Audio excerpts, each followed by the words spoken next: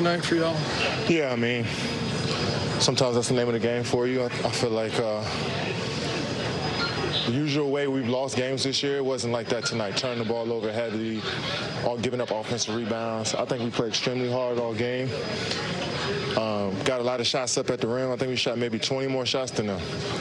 And we just couldn't knock them down. You got to give them credit for making shots, but we just didn't make ours tonight. But it wasn't for a lack of effort that we lost this game.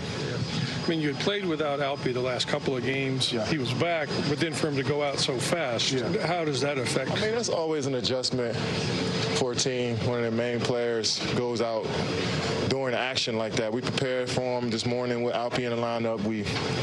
Everything we did was preparing with our center in the lineup. So for him to be taken out the game on a tough injury, it was tough for us, but I like how we were all pros. We was able to turn the tide and get some momentum for ourselves regardless. So we're hoping he has a speedy recovery, but in the meantime, we'll have to pick up the slack for him and hold it down for him.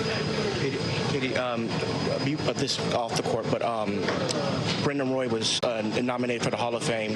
Just your thoughts about, him finally getting his recognition. Brandon Roy? Brandon Roy, yeah. Wow. I mean, a player got his career cut short from injuries, but every time I seen him on the court, he was one of the toughest to stop of all time. I know that's saying a lot, but B. Roy was definitely in that tier of player when he was playing.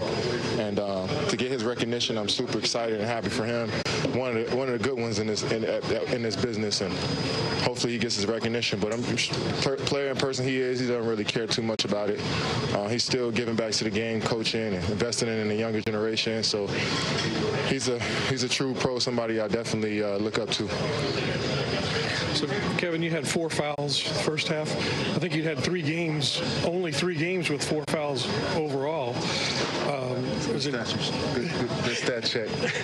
You'll credit the Rockets PR staff with that one.